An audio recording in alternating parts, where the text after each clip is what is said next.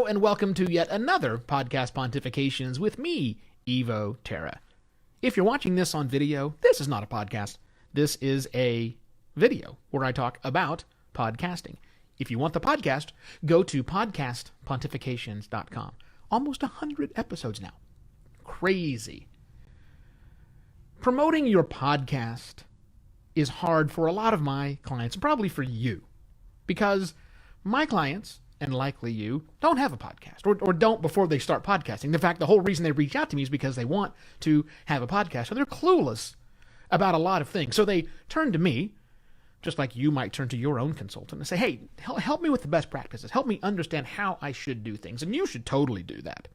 However, when it comes to promoting your podcast, this is going to be a little heretical, but I want you to embrace that cluelessness that you likely bring to the table. And if you are an existing podcaster and you're wondering how this relates to you, just go find someone who's clueless, right? Just think about that. But let me tell you where and why cluelessness is appropriate. So here's the reality of promoting your podcast. When you go up to any random person on the street and say, I have a podcast, there is a 70% chance,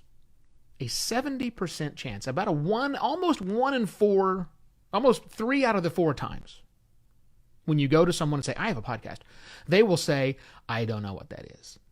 Or if they don't say that, they will say, yeah, I don't know what you mean. I don't know how to listen. I don't listen. They'll do that. They may be aware of the podcasting, but they're not existing listeners. They are clueless about listening. So the last thing you want to do is go into a deep dive of what podcasting is. It's media files, transmitted RSS, blah, blah, blah. Don't do anything like that. Just realize that the reality is if you tell someone that you meet randomly that you have a podcast, there is a 3 out of 4 times that happens, 70% chance.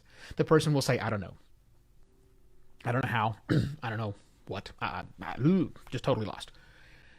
So here's why I want you to embrace that. The embracing of that, that clueless factor is very valuable to you when you're thinking about ways to promote your podcast. Because 70% of the people out there don't currently listen to podcasts, and they don't know how to listen to podcasts, and they don't know what it takes to do it.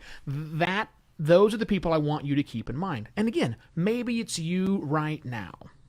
So all of the things we talk about as far as best practices of building good quality content and making sure the audio is wonderful and making sure that your show is available on all the platforms, that's great. But a lot of that is aimed at people who are currently listening to podcasts. The roughly 30% of the population who gets it.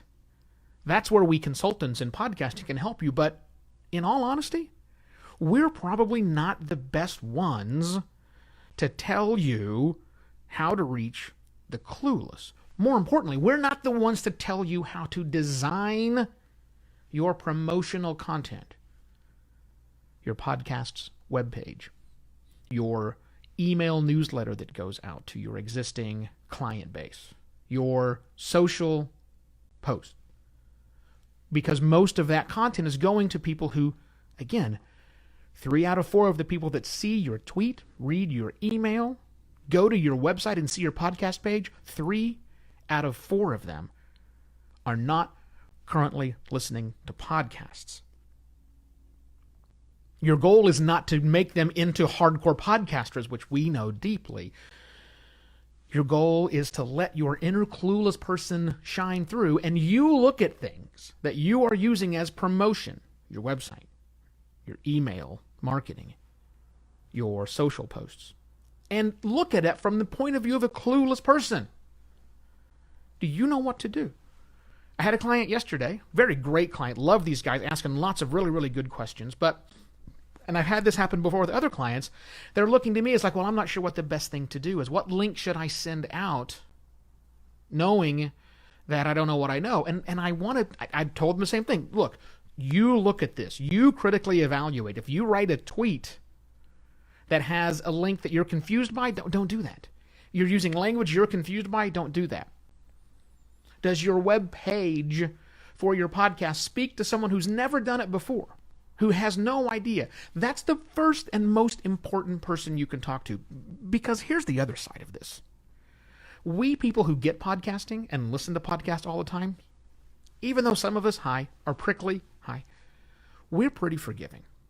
And if we're not forgiving, we will, at least if we're interested in the content, we'll go the extra mile to figure out where you've buried your RSS feed link, if in fact we use an alternate program. We'll already know we can go to Spotify and search for your show, or Apple Podcasts, or whatever we want to do. We'll figure it out. We're easy. It's the people who don't know that will continue not to know. When they get to your page, when they read your social status update, when they open up your email, if you confuse that person, or you try to go down the path of teaching them too much, or to put most simply, if you don't make it easy for them to listen and consume, you're going to lose that particular person. There's a huge number of people right now, it's the beginning of 2019 as I'm recording this, who are now just into the world. They've upgraded their smartphones, which I know is crazy. Who hasn't done that before? They're starting to go and starting to get, and they've heard about, and they want to know, and so they're a lot smarter than they ever were before, but they're still very clueless. Just like you might feel quite clueless, which is why you've turned to a consultant, a strategic partner, a firm, an agency to help run this thing.